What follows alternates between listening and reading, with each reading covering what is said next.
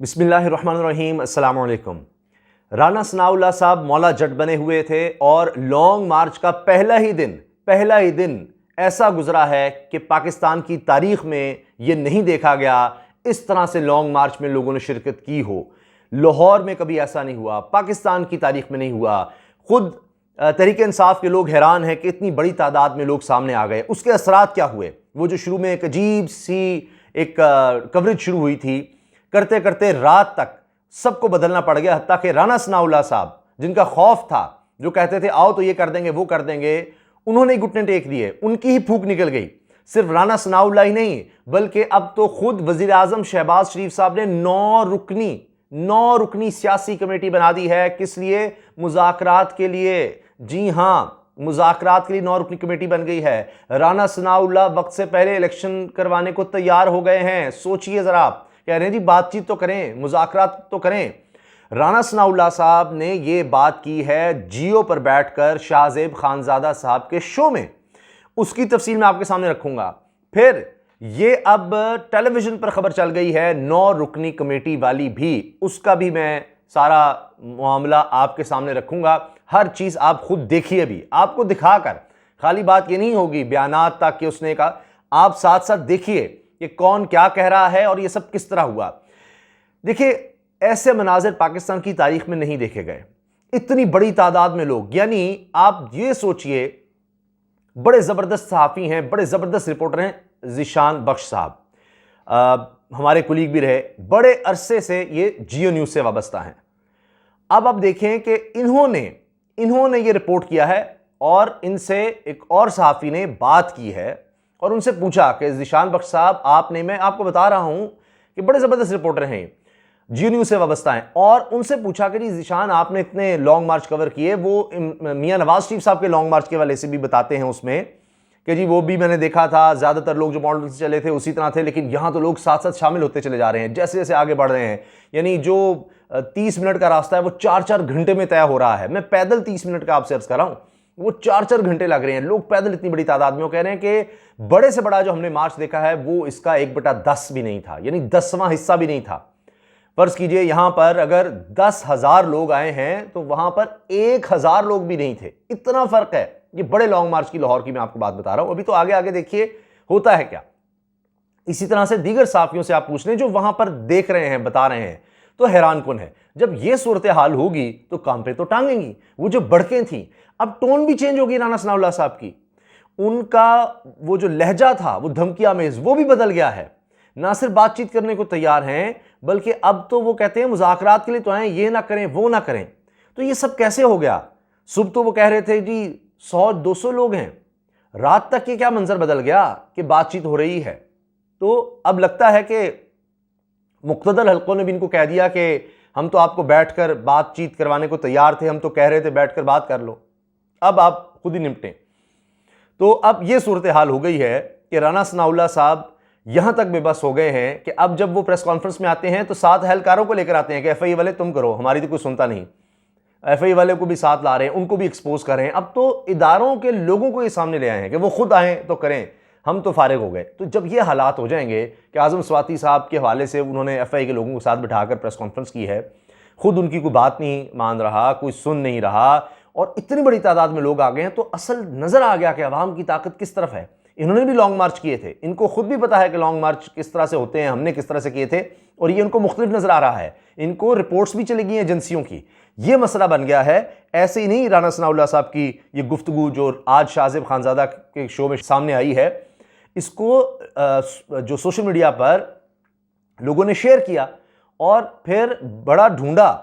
मैंने भी कोशिश की, अपनी टीम से भी मैंने गुजारिश की कि इसको देखें, क्योंकि ये ऑथेंटिक लोग डिस्कस करें, लेकिन फिर भी हमारी कोशिश होती है कि खुद सुनकर देखकर आपके सामने लाएं। ये नहीं कि सिर्फ किसी ने कहा है, अगरचे वो मुस्तनद ज़राए हों, मगर खुद देखकर आपके सामने लाते हैं।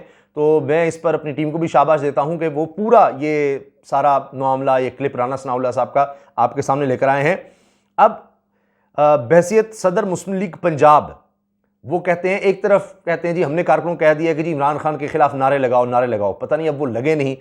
तकरीबन ये कोई 10:30 पर इन होते हैं राना सनाउल्लाह साहब शाहजेब खानजादा साहब के शो में, और वहां पर वो इस तरह की बातें शुरू करते हैं। फिर कहते हैं कि जी कहना शुरू करते हैं राना सनाउल्लाह साहब कि जी मुख्तलिफ बातें करते हैं, एक बिल्ड करते हैं। फिर कहते हैं कि ये लोग पहले बैठें बात करें, यानी इमरान खान साहब, तहरीक इंसाफ के लोग, ये लोग पहले बैठें बात करें।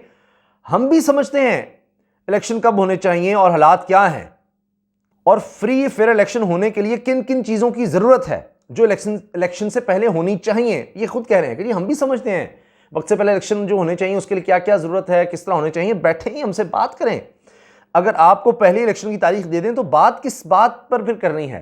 तो ऐसे ही तो नहीं हम दे देंगे, आप हमारे साथ बैठे तो हम इलेक्शन की डेट देते हैं ना, आप बैठे तो सही, बात तो करें। जब दोनों फरीक बैठकर बात करेंगे तो दरमियानी रास्ता निकल आएगा। इलेक्शन की तारीख से मुतल्लिक राना सनाउल्लाह साहब ने कहा है, ये मेरे अल्फाज नहीं है, कह रहे हैं जब दोनों फरीक बैठकर बात करेंगे तो दरमियानी रास्ता निकल आएगा। अगर बात होगी तो कोई दरमियान का रास्ता निकल सकता है, राना सनाउल्लाह साहब। और ये तकरीबन उनकी गुफ्तगू जारी रही है, 10:43 तक वो प्रोग्राम में रहे हैं। अच्छा, अब देखिए जो DGISPR और DGISI ने जो पाकिस्तान की तारीख की एक पहली इस तरह की न्यूज़ कॉन्फ्रेंस थी, उसमें क्या बात की थी कि जी हमने भरपूर कोशिश की, यानी इस्टेब्लिशमेंट की तरफ से भरपूर कोशिश हुई कि जी हम जो सियासी लोग हैं उनको बिठाकर मुज़ाकरात कर लें और वो आपस में चीज़ें तय कर लें, लेकिन ऐसा हो नहीं सका। तो इनका मकसद यही था, जो अफगानिस्तान मुलाकातें होती नहीं, दीगर मुलाकातें होनी, लेकिन वो हो नहीं सका। तो अब लगता है कि वो भी तंग आकर पीछे हट गए कि फिर खुद ही निमट लो। तो अब ये हो गया है, कह रहे हैं हाँ जी अब तो बातचीत करने को तैयार हैं। ये अभी पहले दिन का नतीजा आया है, पहले दिन का नतीजा है। तो अभी रात पूरी गुजरी नहीं थी कि उसी वक्त जनाब राना सनाउल्लाह साहब ने कर दिया, और फिर ये बात बहुत ज़्यादा डिस्कस होने लग गई, हर तरफ ये खबर फैल गई और ये सब कह रहे हैं कि राना साहब को क्या हो गया है। हत्ता कि कई लोगों को यकीन नहीं आया, क्योंकि मैंने आपको बताया ना सोशल मीडिया पर आना शुरू हुआ तो कई लोग, मुस्तंद सहाफ़ी भी, ज़ाहिर है कि मुझे भी फिर हुआ चंबा, क्योंकि किसी ने कहा जी ये झूठ है, ये नहीं हो सकता। वो लोग जो यानी राना सनाउल्लाह साहब से कोई ख़ास रिलेशन नहीं रखते, उनके खिलाफ ही हैं, लेकिन फिर भी वो कह रहे थे नहीं राना सनाउल्लाह कैसे बदल सकता है, ये तो मुमकिन ही नहीं है, झूठ होगा। इसलिए फिर हमने इसको पूरा देखा, वरना मुझे पहले ही था कि ये लोग ऑथेंटिक बात करने वाले हैं। बहरहाल फिर जनाब ये सारी हमने तहकीक जब की तो हर चीज़ सामने आई। यही नहीं, और भी बड़ी दिलचस्प चीज़ें हैं जी जो आपके सामने हम रख रहे हैं। अब आप देखिए कि 24 पर ये न्यूज़ चल चुकी है। उनके जो रिपोर्टर हैं मोहम्मद अवैस कियानी साहब, इन्होंने ये ख़बर दी है कि जी वज़ीर-ए-आज़म ने लॉन्ग मार्च के हवाले से वफाकी वज़ीर दाखिला राना सनाउल्लाह की ज़ेर सदारत 9 रुकनी सियासी कमेटी तश्कील दे दी, जो अमन व अमान और संजीदा मुज़ाकरात के लिए काम करेगी। संजीदा मुज़ाकरात के लिए कि जी हम सीरियस हैं। तफसील में यह है कि जी अब ये 9 रुकनी कमेटी क्या करेगी कि जी शहबाज शरीफ साहब क्या करें, मुज़ाकरात के लिए हमारे दरवाजे हमेशा खुले हैं। अरे वाह। कमेटी में अयाज सादिक, ख्वाजा साद रफ़ीक और कमर ज़मान कायरा भी शामिल हैं। ये जनाब मेन चीज़ें हैं, और ये सियासी बातचीत होगी जी संजीदा। तो इसी से आप अंदाज़ा लगा लीजिए कि ये अब बात कितनी ऊपर तक चलेगी, यानी PDM की हद तक कि जी आओ बैठो, ये मामला तो ऊपर चला गया है, ये अब हमारे कंट्रोल से बाहर जा रहा है। तो अब इन्होंने इंगेज करना शुरू कर दिया। अच्छी बात है। इसको ये नहीं कि कोई इसको हम कहें कि जनाब कोई बड़ी गलत बात है या ये तो शिकस्त हो गई और गिर गए, और वो अप्रिशिएट करना चाहिए, अच्छी बात है, मुल्क के हालात जो हैं वो ख़राब ना हो। अब आप देखें ना कि इन्होंने सब कुछ करके तो देख लिया, ऑडियो लीक करके, वीडियो का वो खौफ दिलाकर, इमरान खान साहब पर क्या क्या नहीं, तोशा खाना भी करके देख लिया, नारे लगवाने की कोशिश करके भी देख ली, लोगों को गिरफ्तार करके भी देख लिया, फिर क्या कुछ नहीं किया इमरान खान साहब के खिलाफ, जो जो हो सकता था पहले दिन से लेकर, वो फरा साहिबा वाला मामला लाकर कभी कुछ, वो साइफर वाला जो करना था वो कर दिया, उसका केस अलग चला रहे हैं, हर तरह की दहशतगर्दी का मुकदमा करके देख लिया, जो कर सकते थे देख लिया। लेकिन इमरान खान साहब की मकबूलियत कम होने की बजाय बढ़ती ही चली गई, कई गुना बढ़ गई। तो अब उसका एक क्लाइमेक्स आ रहा है, लॉन्ग मार्च। इमरान खान साहब देखने वो कह रहे हैं कि जनाब ये सबसे बड़ी मेरी जिद्दोजहद है, और वो खुद इस पर बड़े खुश हुए कि कितनी तादाद में लोग निकले हैं। तो इसी से आप अंदाज़ा लगा लीजिए। अब आप वो कहते हैं इतने लोग थे उतने लोग थे, भाई जितने भी थे ना, ऐसे ही नहीं अब ट्विटर स्पेस पे भी आना पड़ गया, और ऐसे ही नहीं ये बयान देने पड़ गए जी हम बातचीत को तैयार हैं, ऐसे ही नहीं कमेटी बन गई, ठीक है ना जी। वरना तो राना सनाउल्लाह साहब तो अकेले काफ़ी थे, मरीम साहबा कहा करती थी। आओ तो सही, ये देख लेंगे, वो देख लेंगे। अभी तो बहुत दूर है इस्लामाबाद, बहुत दूर है, अभी तो लाहौर से नहीं निकले। तो ये हाल हो गया है। अच्छा जी, अब आप देखें लॉन्ग मार्च से खौफ का आलम देखिए कि एक तो जो एफसी के एंटी राइट यूनिट हैं उनके लिए 33 करोड़ रुपए की मंजूरी दे दी गई है, 33 करोड़ रुपए। और इससे पहले भी 10 अक्टूबर को वजारत दाखिला के लिए 41 करोड़ रुपए की मंजूरी दी गई थी, यानी अब ये कुल 73 करोड़ रुपए तो ये हो गए हैं जो साफ साफ हैं। इसके अलावा पता नहीं कंटेनर्स का खर्चा अब अलग निकालें, वो करोड़ों अरबों रुपया जो लग गया, कब से कंटेनर रखे हुए हैं।